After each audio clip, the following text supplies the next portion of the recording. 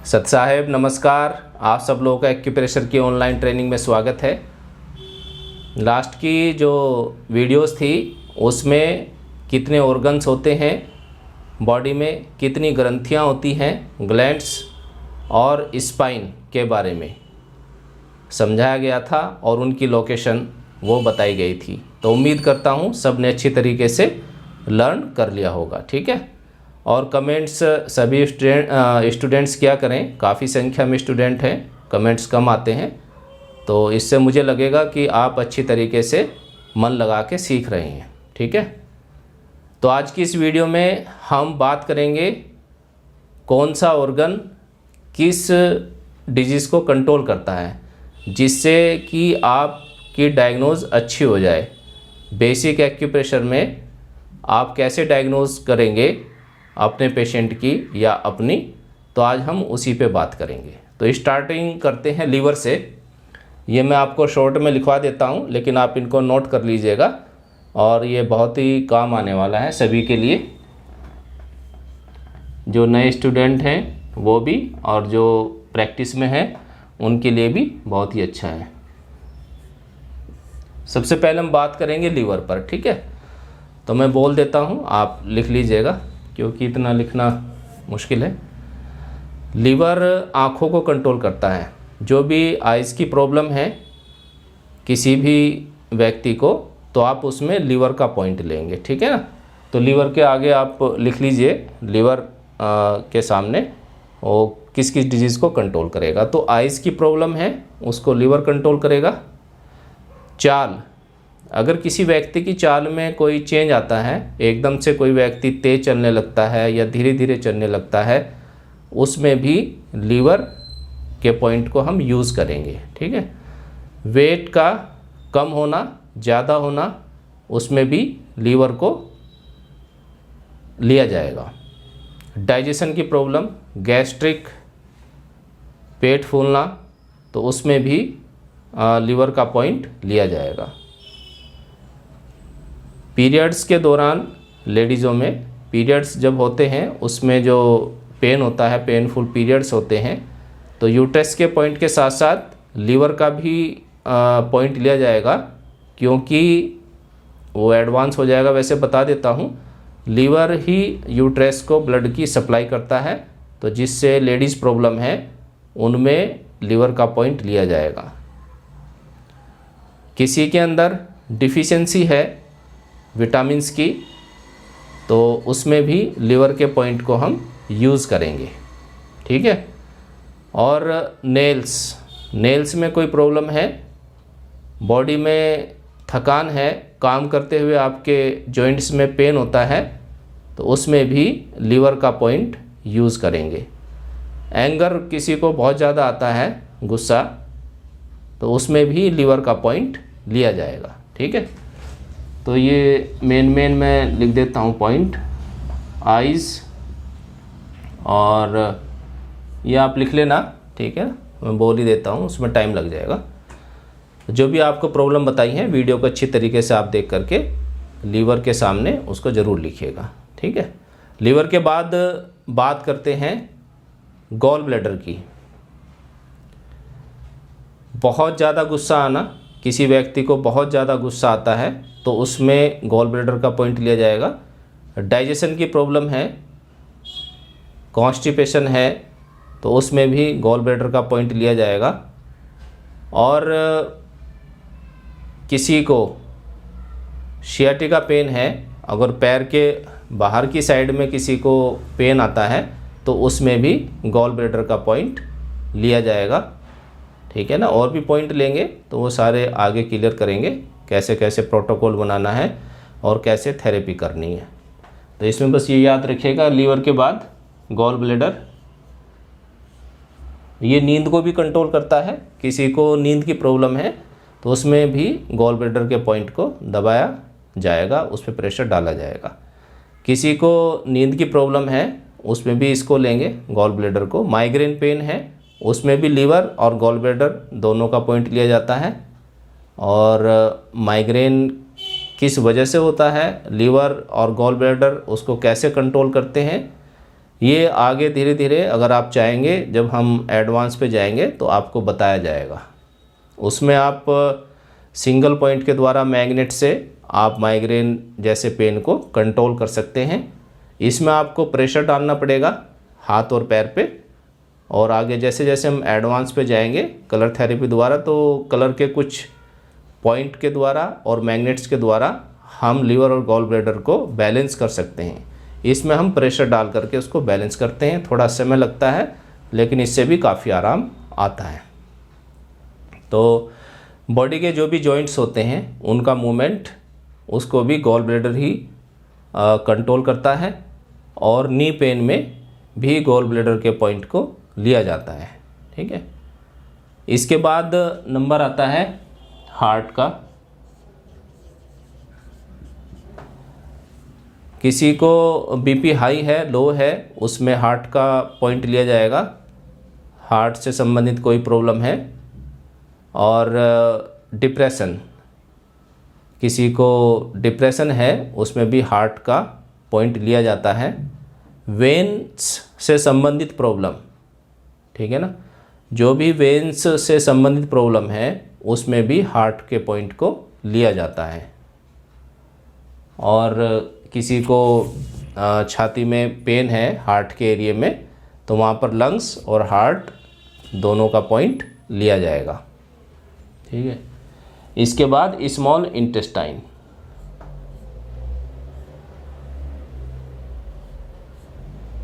किसी का मन दुखी रहता है, काम में मन नहीं लगता है, तो वहाँ पर भी हार्ट पर ध्यान देना चाहिए।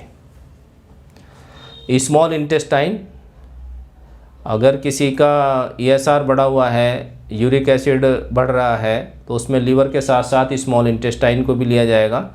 ये लंबर से कनेक्टेड होती है, पीछे जो लंबर डिस्क होती है और उससे ये कनेक्टेड होती है। मैं आपको दूंगा स्पाइन का पूरा चार्ट दूंगा, स्पाइन की कौन सी वर्टिब्रा किस ऑर्गन को कंट्रोल करती है, किस एरिया को कंट्रोल करती है। ठीक है। इसका मैं आपको भेजूंगा PDF, तो उसमें आप ध्यान से पढ़िएगा स्पाइन के बारे में।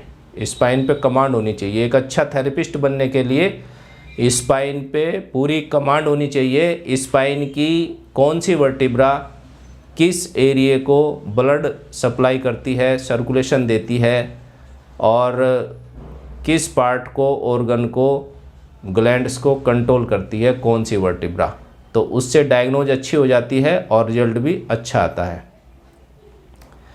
तो कॉन्स्टिपेशन में इसको लिया जाएगा। यूरिन की कोई प्रॉब्लम है, जैसे जलन के साथ यूरिन आना और हॉटनेस फील होती है, पेन होता है, तो उसमें स्मॉल इंटेस्टाइन को भी लिया जाएगा। इसके बाद पेरिकार्डियम, ब्रेन, तो पैरालिसिस की कोई प्रॉब्लम है तो उसमें ब्रेन का पॉइंट लिया जाएगा। और BP की प्रॉब्लम है उसमें भी ब्रेन के पॉइंट को लिया जाएगा। और नर्वस सिस्टम से संबंधित कोई भी प्रॉब्लम है उसमें भी ब्रेन का पॉइंट का यूज़ होगा। ठीक है। नींद की प्रॉब्लम है किसी को, उसमें भी ब्रेन के पॉइंट को लिया जाएगा। हेडेक है उसमें भी ब्रेन के पॉइंट को यूज़ करेंगे। इसके बाद स्पाइन, सर्वाइकल, बैक पेन या थोरेसिक, सैक्रल, कॉकेक्स में आपको कहीं भी प्रॉब्लम है तो स्पाइन का यूज़ होगा। स्पाइन का यूज़ स्पाइन में अगर किसी को प्रॉब्लम है तो हम करेंगे, लेकिन बॉडी में कहीं पे कोई भी प्रॉब्लम है तो स्पाइन के पॉइंट को ज़रूर लेंगे। ये क्यों लिया जाएगा, तो मैं आपको स्पाइन का जब एक भेजूँगा फ़ोटो, उसमें पेपर, तो उसमें आप पढ़ेंगे स्पाइन ही हमारे सारे बॉडी को कंट्रोल करती है। जैसे किसी को आइज़ में प्रॉब्लम है, विज़न में प्रॉब्लम है, तो उसके आई के पॉइंट पे आप प्रेशर डालेंगे, प्लस सर्वाइकल एरिया, क्योंकि सर्वाइकल से ही वहाँ पे सर्कुलेशन आता है, वहाँ पे जो की होती है ऊर्जा, वो स्पाइन ही आइज़ को कंट्रोल करती है। वो सर्वाइकल C1 C2 से आइज़ को सप्लाई मिलती है। ठीक है ना, जैसे ट्रांसफार्मर होता है और वहाँ से घर में वो पंखे वगैरह चलते हैं, बल्ब चलता है। इसी प्रकार पूरी बॉडी को चलाने वाली हमारी स्पाइन होती है। तो आइज़ के पॉइंट के साथ साथ तो उसमें आराम मिलेगा, लेकिन जब हम इस सर्वाइकल के पॉइंट पे भी मसाज करेंगे तो और बहुत ही अच्छा काम हो जाता है। जैसे आपका कोई पंखा फ़ैन ख़राब है, आपने उसको ठीक कर लिया, अच्छी बात है, लेकिन वो फिर भी नहीं चल रहा है क्योंकि पीछे से पावर की सप्लाई नहीं आ रही है पंखे तक, तो आपको वो भी चेक करना है। तो ये आपका ट्रांसफार्मर है स्पाइन, ठीक है ना, जो करंट बनाती है और पूरी बॉडी को सप्लाई करती है। तो आप समझ गए होंगे। तो इसमें स्पाइन सभी डिजीज़ में ली जाएगी। इसको हम आगे जैसे प्रैक्टिस करेंगे अभी पॉइंट्स पर, उसमें डिटेल में मैं बताना चाहूँगा। तो स्पाइन पे कमांड होना बहुत ही ज़रूरी है। इसके बाद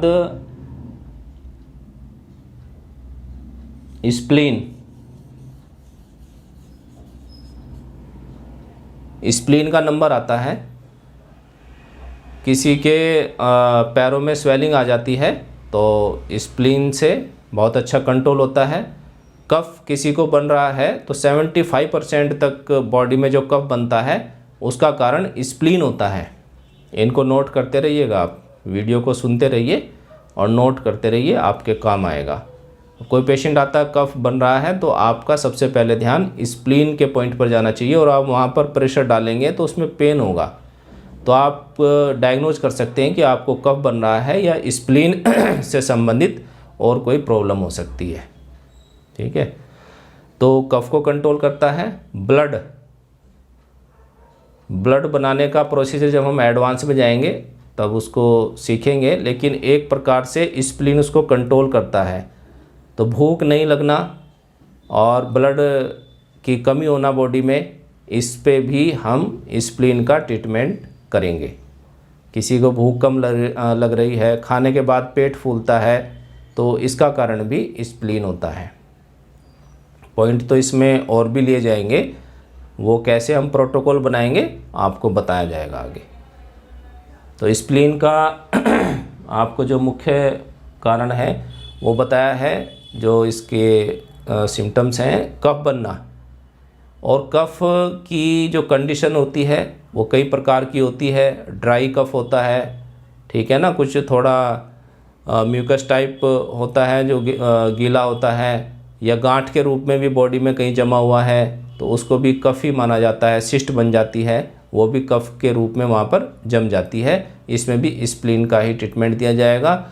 और कोलेस्ट्रॉल का बढ़ना, ये भी एक प्रकार का कफ ही माना जाता है। इस पे भी स्प्लीन का पॉइंट लिया जाएगा, उस पर प्रेशर डाला जाएगा। ट्रांसपोर्टर का कार्य स्प्लीन करता है। बॉडी के जितने भी फ्लूइड हैं, विटामिन्स हैं, या कुछ भी उनको सप्लाई करना जिसको जहाँ पर चाहिए, वो स्प्लीन कार्य करता है। तो जब यह अपना कार्य अच्छी तरीके से नहीं कर पाती है, बॉडी में जो फ्लूइड्स हैं नीचे पैरों में, उसको ऊपर की तरफ नहीं ले जा पाएगी, तो टखनों के आसपास स्वेलिंग आ जाती है। और जब आप देखेंगे स्वेलिंग आपके पैरों में, पंजे में, तो आपका ध्यान स्प्लीन पर जाना चाहिए। एकदम से किसी व्यक्ति का अगर वेट बढ़ता है तो उसमें उसका कारण स्टोमक होता है, पेट। और धीरे धीरे अगर किसी का पेशेंट का वेट बढ़ रहा है तो उसका कारण स्प्लीन होता है। तो लंबे समय से किसी को वेट है तो उसमें स्प्लीन, और अचानक से वेट बढ़ा है तो उसमें स्टोमक पे ज़्यादा ध्यान दिया जाएगा। वैसे तो दोनों ही पॉइंट पे प्रेशर डालेंगे, लेकिन ये मैं बता रहा हूँ कि अलग अलग कैसे कैसे वेट को ये कंट्रोल करते हैं। दिमाग चलते रहना, विचार ही आते रहते हैं, काफ़ी लोग बताते हैं, तो इसका कारण भी स्प्लीन होता है। तो वेट का बढ़ना या वेट का कम होना, आपके हाथ पैर पतले पड़ रहे हैं, उसका कारण भी स्प्लीन होता है। इसको नोट करिएगा। इसके बाद स्टोमक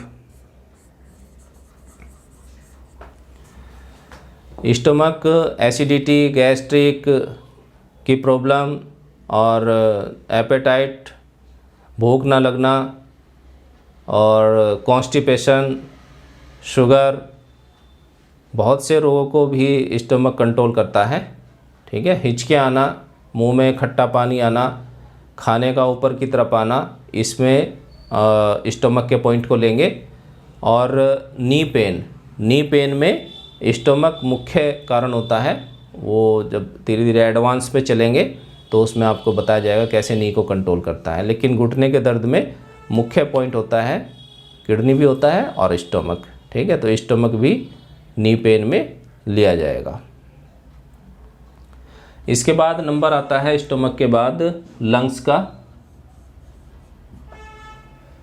लंग्स के बाद एलआई। तो लंग्स हमारी त्वचा को कंट्रोल करता है। स्किन की कोई भी प्रॉब्लम है उसमें लंग्स का पॉइंट जरूर लिया जाएगा। और एलआई लार्ज इंटेस्टाइन भी स्किन को कंट्रोल करता है। तो स्किन की कोई प्रॉब्लम है तो उसमें लंग्स और एलआई को जरूर लिया जाएगा। सांस की प्रॉब्लम है, खांसी हो रही है और जुखाम हो रहा है तो उसमें नाक की कोई प्रॉब्लम है तो लंग्स का पॉइंट लिया जाएगा। आपके अंगूठे में पेन आ रहा है तो ये भी इसके कई कारण होते हैं वैसे तो, लेकिन लंग से भी कई बार थंब में पेन आ जाता है।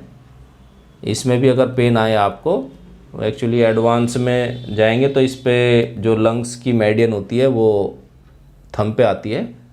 तो थंब का कोई भी पेन है इसको भी लंग्स से कंट्रोल किया जा सकता है। क्रोनिक या एक्यूट अस्थमा, एलर्जी का भी ट्रीटमेंट हम लंग्स पर ही करेंगे जो सांस से संबंधित होती है। इसके बाद डिप्रेशन में भी लंग्स जिम्मेदार होता है। एलआई पे कॉन्स्टिपेशन, पाइल्स की प्रॉब्लम, आंतों से ब्लड आना मोशन में, ठीक है ना, और मोशन की कोई भी प्रॉब्लम, लूज मोशन होना या कॉन्स्टिपेशन होना, बार बार जाना, सब में लार्ज इंटेस्टाइन को लिया जाएगा। लंबर की प्रॉब्लम है, डिस्क की प्रॉब्लम है तो उसमें भी, क्योंकि ये लंबर एरिया से कनेक्टेड होता है स्मॉल इंटेस्टाइन और लार्ज इंटेस्टाइन, तो इस पॉइंट को लिया जाएगा। अचानक से कोई डिप्रेशन आ जाता है एकदम से तो उसमें भी एलआई बहुत अच्छा काम करता है।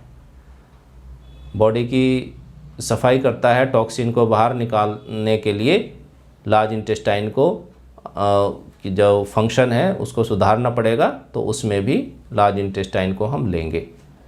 इसके बाद किडनी और यूरिन ब्लैडर। अगर स्वेलिंग है बॉडी में और दबाने से गड्ढा पड़ता है तो उसका कारण किडनी होती है। दबाने से अगर गड्ढा नहीं पड़ रहा है तो उसका कारण स्प्लीन होता है, वो स्वेलिंग स्प्लीन की वजह से आती है। और शरीर में अगर स्वेलिंग है और वहाँ पे गड्ढा पड़ रहा है दबाने से, उसका कारण किडनी होती है। किडनी हमारी बोन्स को कंट्रोल करती है। तो बोन्स से संबंधित नी पेन है या कोई भी आपकी स्पाइन में ऑस्टोफाइटिस या डीजनरेशन, विटामिन डी को भी किडनी कंट्रोल करती है। तो ये प्रॉब्लम्स होती हैं तो किडनी का उसमें ध्यान रखा जाएगा। किसी व्यक्ति को डर लगता है, आपने देखा होगा, वैसे तो कई बार बच्चे भी डरने लगते हैं या बड़े भी, तो किसी को डर लगता है तो उसका कारण किडनी होता है। जल्दी का डर है तो यूरिन ब्लैडर मूत्राशय से कंट्रोल करेंगे। और लंबे समय से अगर व्यक्ति को डर लग रहा है, कोई छत पे जाने से डर लगता है या बाहर निकलने से डर लगता है, तो वो किडनी पे ध्यान दिया जाएगा। तो जब आप किडनी पे आप प्रेशर डालेंगे तो वहाँ पर उसका फंक्शन सही होगा, उससे उसके व्यवहार में भी चेंज आता है। तो हम देखते हैं एक्यूप्रेशर, जहाँ पर मेडिसिन काम नहीं करती है तो ये हमारे रोग को ठीक करने के साथ साथ हमारे मन और व्यवहार पर भी एक अच्छा प्रभाव डालता है एक्यूप्रेशर, और इसीलिए इसकी डिमांड आज बड़ी तेज़ी से बढ़ रही है। तो इसको सीखना सबके लिए बहुत ज़रूरी है। तो किडनी कान को भी कंट्रोल करती है। जो कान के रोग होते हैं, कम सुनना या आवाज़ें आना, उसमें भी किडनी के पॉइंट पे प्रेशर डाला जाएगा। इसके बाद आता है यूरिन ब्लैडर। हाँ, सर के जो बाल होते हैं इसको किडनी कंट्रोल करती है, और जो स्किन के बाल होते हैं इसको लंग्स कंट्रोल करता है। पसीने कम आना, ज़्यादा आना, उसका ट्रीटमेंट भी लंग्स पर ही करेंगे। जो रोम छिद्र होते हैं उसको भी लंग्स कंट्रोल करते हैं। किडनी हमारे सर के बाल और कान को कंट्रोल करती है। ठीक है, इसके बाद आता है यूरिन ब्लैडर, मूत्राशय। ये नींद को कंट्रोल करता है और बहुत ही अच्छा पॉइंट है। डिस्क की जो प्रॉब्लम होती है, सर्वाइकल भी और डिस्क, इस प्रॉब्लम में भी यूरिन ब्लैडर के पॉइंट को ज़रूर लिया जाएगा, क्योंकि जब आप एडवांस में जाएंगे तो जो यूरिन ब्लैडर का मेडियन होता है वो आइज से हो करके और स्पाइन के साथ साथ दोनों पैरों में जाके ख़त्म होता है। तो बहुत ही लंबा मेडियन है। तो जब आप उस पर यूरिन ब्लैडर पे प्रेशर डालेंगे तो इस मार्ग में आई हुई सभी प्रॉब्लम को यूरिन ब्लैडर ठीक करेगा, उसको कंट्रोल करता है। अचानक से पैरालिसिस आ जाता है, अचानक से ही आता है, जब अटैक आता है तो उसके लिए भी जिम्मेदार होता है यूरिन ब्लैडर, उसमें भी आप यूरिन ब्लैडर के पॉइंट को लेंगे। तो ये थोड़ी सी शॉर्ट में मैंने आपको बताया है, जिससे कि आपके लिए डायग्नोज करना आसान हो जाए और आप किस रोग में क्या पॉइंट दबाना है उसको समझ सकें। वैसे आपको जो बुक का PDF है मैं कोशिश करूँगा अवेलेबल कराने के लिए आपके लिए, तो वो हो सकेगा तो मैं ज़रूर कराऊँगा। ठीक है, इसके बाद अब आपका प्रैक्टिकल शुरू हो जाएगा। हमें बस अब ये देखना है ऑर्गन्स की कंडीशन, कहाँ पे उसकी लोकेशन होती है ये हम जान चुके हैं, और ऑर्गन्स के बारे में उनके क्या क्या कार्य हैं बॉडी में ये भी लगभग क्लियर हो चुका है इस वीडियो में। अब हमें उनकी लोकेशन देखनी है पॉइंट्स की, हाथ में और पैर में लोकेशन कहाँ होती है। ठीक है, तो ये नेक्स्ट वीडियो में हम आपको बताएंगे और फिर प्रैक्टिस करनी है, उस पर कैसे मसाज करनी है, कैसे प्रेशर डालना है, किस डिजीज़ में किस एरिया पे मसाज करनी है, ये हम आपको नेक्स्ट वीडियो में बताएंगे। तो उम्मीद करता हूँ जब मैंने बोल दिया तो ये मैं क्लास आप लोगों के लिए फ्री रख रहा हूँ, लेकिन आप लोग अच्छे से मन लगा के इसको सीखें और ज़रूर बताएं, अपना फीडबैक ज़रूर दें। आपको क्लास कैसी लग रही है, समझ में आ रहा है नहीं आ रहा है, तो ग्रुप में उसको आप ज़रूर शेयर करें, मैसेज ज़रूर करें। ठीक है, तो नेक्स्ट वीडियो में फिर मिलेंगे नई क्लास में नए टॉपिक के साथ। तब तक के लिए नमस्कार, सत साहेब।